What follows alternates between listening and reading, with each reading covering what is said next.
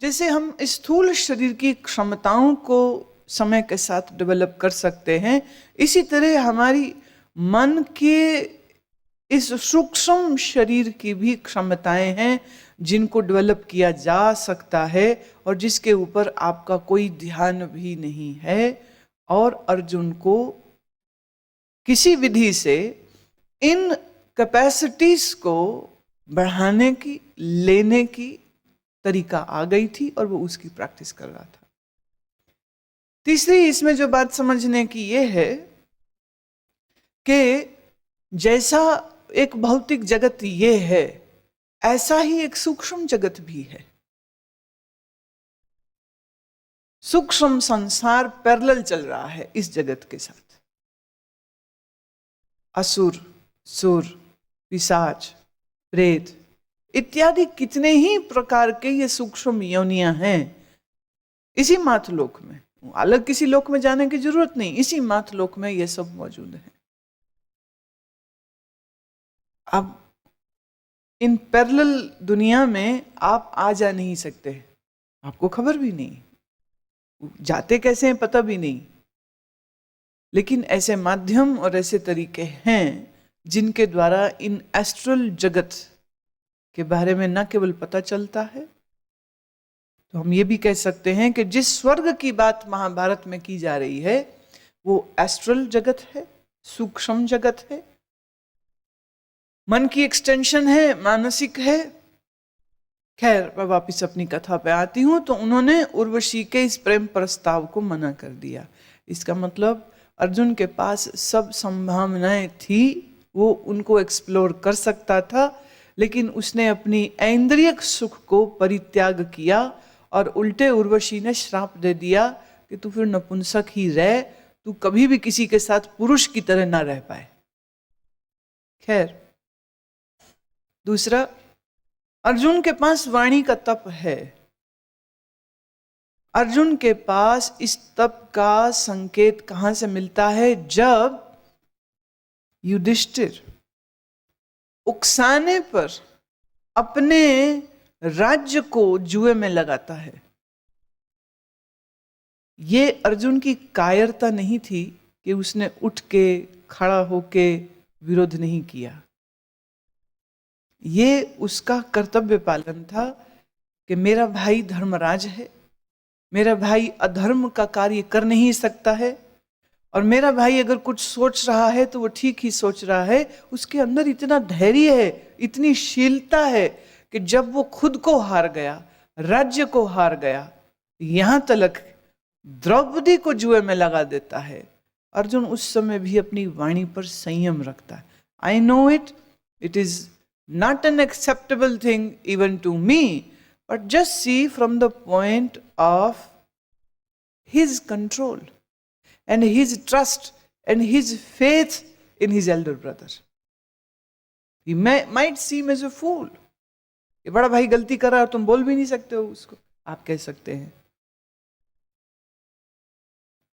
पर अर्जुन यह जानता है कि विरोध करना बहुत आसान है, मुंह ही तो खोलोगे ना, लेकिन सामने वाले के कृत्य के पीछे क्या कारण है, उन कारणों को जब तक आप नहीं समझते हैं, मुंह नहीं खोलना चाहिए। जब यक्ष और युधिष्ठिर का संवाद हुआ था, एक जल प्रपात, एक सरोवर का मालिक एक यक्ष था। भीम, नकुल, सहदेव ये सब लोग गए और सबको उसने कहा मेरे प्रश्नों का उत्तर दो तो पानी पियो, नहीं तो मरोगे। वो नहीं माने, ये मरे, और तो और अर्जुन भी मरा था अर्जुन भी। उसने भी कहा तू कौन होता है, मैं मार दूंगा तुझे, पानी पीऊंगा, पी के दिखाऊंगा। क्योंकि उस समय अपने ये भाइयों को मरा हुआ देखकर बहुत विचलित हो गया था। लेकिन अपने 4 भाइयों को मरा हुआ देख करके भी युधिष्ठिर विचलित नहीं हुआ था। और जब यक्ष ने कहा ये मेरा जल है, इसको पीने से पहले तुम्हें मेरे प्रश्न के उत्तर देने होंगे, नहीं तो जो हाल तेरे भाइयों का हुआ वही तेरा होगा। उन्होंने कहा ठीक है महाराज, ये आपका जल है, मेरे भाइयों ने बिल्कुल गलत किया, आपकी अवज्ञा की है, मैं कोशिश करता हूं आपके प्रश्नों के उत्तर देने के। दिस प्रूव्स कि इसके अंदर, युधिष्ठिर के अंदर जो धर्म के प्रति निष्ठा को, उस आस्था को अर्जुन जानता था। स्थिति कोई साधारण नहीं थी। आपका भाई पूरा राज्य, मुकुट, सेना और खुद भाइयों को और खुद अपने आप को जुए में लगा रहा, और सामने वाला आदमी कपट करके जीतता जा रहा है, और उस पर भी मुंह बंद रखना आसान नहीं। भीम तो उठ खड़े हुए थे, बोले तेरी जंघा तोड़ूंगा, तेरी छाती फाड़ूंगा, तो ये कर दूंगा मैं, वो कर दूंगा मैं। वो नियंत्रित नहीं कर पाया था। वैसे भी वायुपुत्र है ना, तो वायु का काम है चलना, जो चलती है वो टिक के नहीं बैठ सकती है। अर्जुन के लिए श्री कृष्ण ने शब्द इस्तेमाल किया है, परम तपः, तेरे में तप है, नेत्रों का तप है, वाणी का तप है, काम इंद्री का तप है, तू संयमी है। और तुझ संयमी के लिए श्री कृष्ण कहते हैं, मैं अपना ये दिव्य स्वरूप, अपनी दिव्य विभूति तुम्हें जितनी मैंने अभी तक कही है, ये मेरे इस प्रताप का सिर्फ शायद एक अंश भी नहीं। क्या कुछ कह चुके हैं। मैं रुद्र हूं, रुद्रों में मैं शंकर हूं, नदियों में गंगा हूं, हाथियों में ऐरावत हूं। जितने मुख्य मुख्य हैं, कितना तो वर्णन वो किए हैं, पर बोले ये तो अभी कुछ भी नहीं, it is not even a sample. विभूति शब्द को पहले आप समझो, विभूति का मतलब क्या होता है।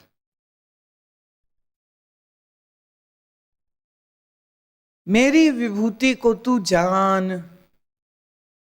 विभूति का अर्थ है शौर्य, ऐश्वर्य, बल और शक्ति।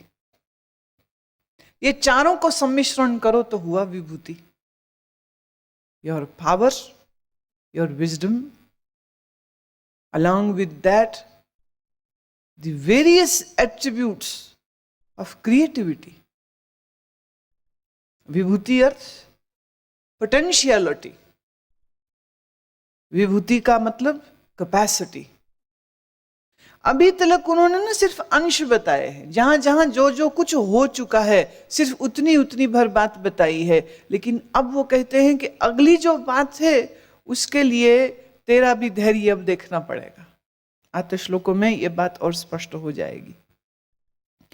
यदादि विभूति मत्सत्वं श्रीमद्रुचमेव वा तत्तदेवागच्छत्वं मम तेजो अंश संभवम्। जो भी विभूति युक्त अर्थात ऐश्वर्य युक्त, कांति युक्त, शक्ति युक्त वस्तु है, कांति, ऐश्वर्य, शौर्य, शौर्य शूरवीरता, कांति तेज, ऐश्वर्य luxury, beauty, all kingly qualities, all kingly qualities. जो सब कुछ जो तुम्हारी इंद्रियों को मस्त कर दे, वो सब कुछ जो तुम्हारी बुद्धि को अहंकार दे दे, वो सब कुछ जिसको पाकर तुम फूले ना समाओ, ये सब चीजें का कॉम्बिनेशन बनाओ तो इसे हम कहेंगे विभूति। अब भगवान कह रहे जहां भी कहीं तू शक्ति देखे, कांति देखे, कांति माने तेज, लस्टर, जहां कहीं कांति देखे, शौर्य देखे, कोई शूरवीर देखे, तो जानना उसके अंदर भी मैं ही हूं। कोई परम सुंदर दिखे तो भी जानना इसका सौंदर्य इसका नहीं है, उसका है, उसका जो दिखता नहीं है। जहां कहीं खूबसूरती है वो ईश्वर की है, जहां कहीं बल है वह ईश्वर का है, जहां कहीं धन है यह भी ईश्वर का है, जहां कहीं सौंदर्य है वह भी ईश्वर का है, जहां कहीं बुद्धि देखो यह भी ईश्वर का। अथवा बहुनैतेन किं ज्ञातेन तवार्जुन विष्टभ्यः मिदं कृत्से मेकांशेन स्थितो जगत। अच्छा है अर्जुन, इस बहुत से जानने से तेरा क्या प्रयोजन? मैं इस संपूर्ण जगत को अपनी योग माया के एक अंश मात्र में धारण करके स्थित हूं, इसलिए मेरे को तू तत्व स्वरूप ही जान। ये जगत की बात ज्यादा सुन के तू क्या करेगा? बता रहे हैं, समझ। बंदे की अकल नहीं है, बंदे के पास अकल नहीं है कि वो समझ पाए, वो देख पाए। हम क्या करते हैं, हम अपने भगवान को किसी मंदिर, किसी गिरजे, किसी मस्जिद में कर देते हैं कैद, खुद बन जाते हैं एक इंसान, और अब दूसरे इंसानों को देखते, ये मेरे से ऊपर, ये मेरे से नीचे, ये मेरे से तगड़ा, ये मेरे से कमजोर, और तुलना करते रहते। कृष्ण इस तुलनात्मक सोच को काट रहे हैं। कृष्ण अपने आप को एक देह मानने को काट रहे हैं। कृष्ण तुम्हें व्यष्टि मैं, एक लिमिटेड मैं के इस वर्जन को छोड़ देने को कह रहे। पीछे कहा था ना, पांडवों में धनंजय मैं ही हूं,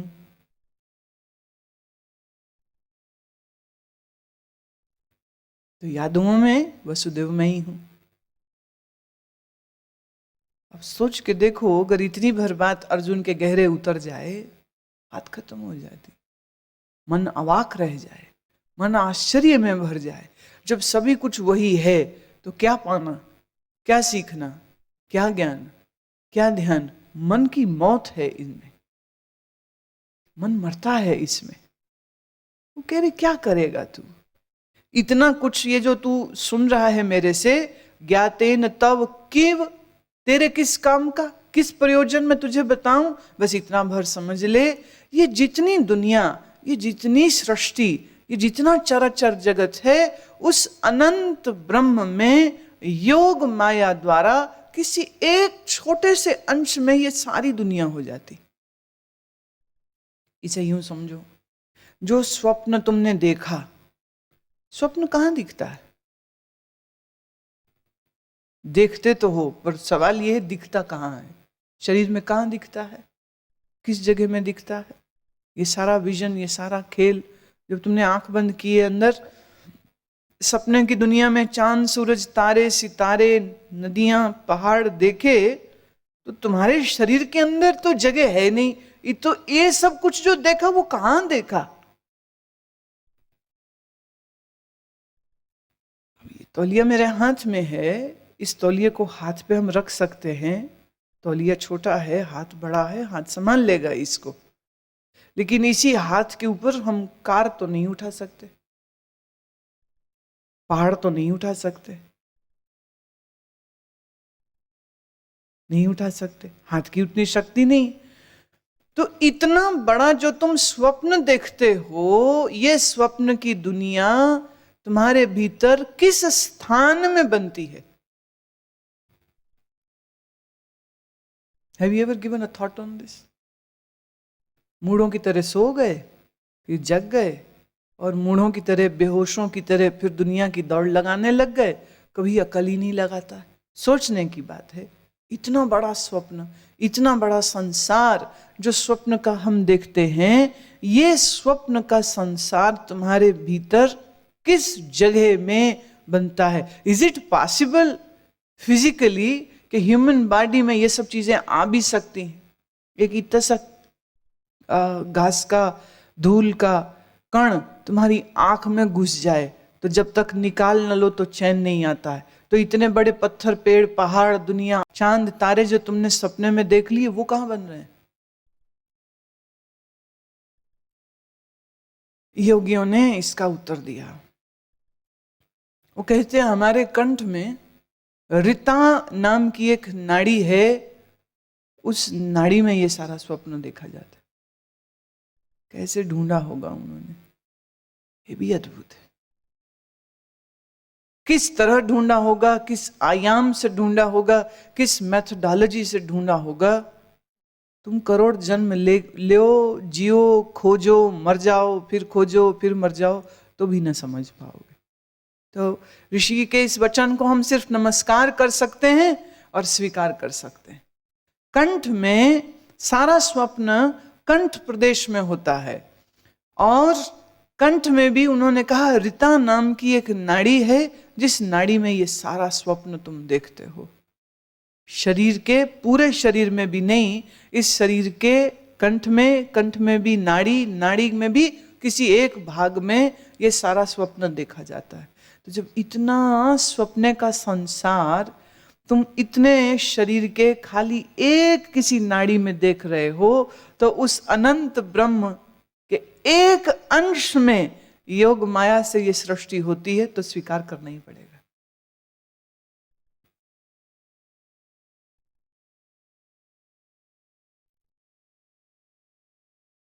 बहुत अद्भुत है, अद्भुत है ये।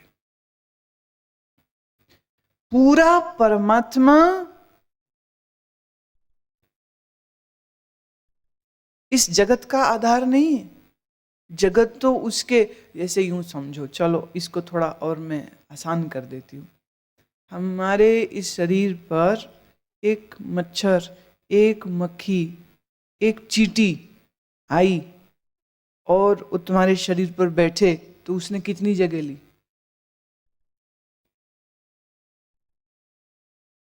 मच्छर का कितना वेट होता है, कितना वजन होता है? सिर दुखने लग जाता है मच्छर सिर पे बैठ गया था।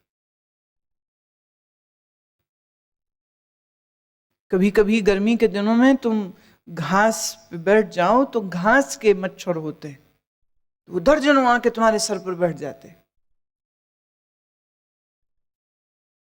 शायद वो जो तेल तुमने लगाया है ना चमेली का, उन्हें अच्छा लग रहा होता है, आ जाते हैं सब, अच्छा गलीचा बिछा।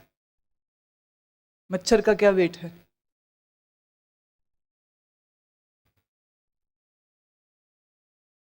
तुम्हारे इस पूरे शरीर में एक चींटी आ जाए, सोच के देखो क्या सोचती होगी। पैर पे चढ़ गई, वो देख रही कितना बड़ा पहाड़ है ये, मैं तो मरी जाऊंगी। क्या सोचती होगी चींटी?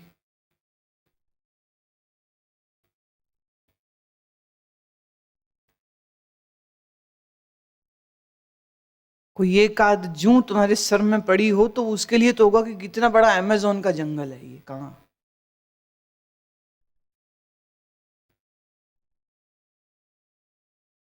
जो पेट के कीड़े तुम्हारे पेट में रहते हैं, उनके लिए पेट कैसा दिखता होगा?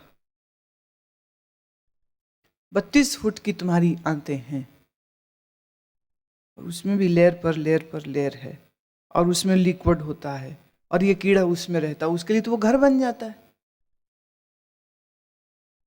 32 फीट वो चलता होगा, वो कहेगा कितनी लंबी टनल है, खत्म ही नहीं होती। जहां आके वो स्फिंक्टर मसल आ जाता है, जहां वो बंद है, तभी यहां आके तो दीवार आ गई, चलो वापिस चलते।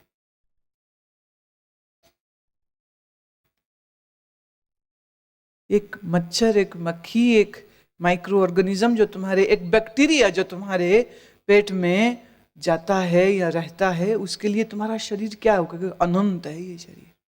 जहां मैं रह रहा हूं ना, बहुत बड़ी दुनिया है, खत्म ही नहीं होती।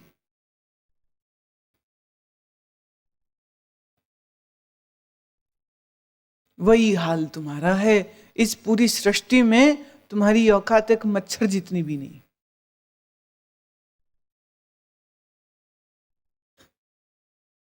तुमने एक दवा खाई, उस दवा से कीड़े पेट में मरे, तुम रोते हो? वो कौन कौन कीड़े मर गए उनका नाम पता है? उनके घर उजड़ गए, उन्होंने घर बनाया हुआ था। तुम्हें कुछ खबर है? तुम कहते नहीं, कीड़े खराब कर रहे हैं, मेरा पेट दुखता है, मेरा पेट दुखता है, पेचिश लगती है, भूख लगती रहती। तुमने दवा खाई, कीड़े मर गए। कीड़ों के लिए तो प्रलय हो गई ना, कीड़ों के लिए प्रलय हो गई, उनका तो सब तबाह हो गया, तुम खुश हो रहे हो। यही अनुपात है।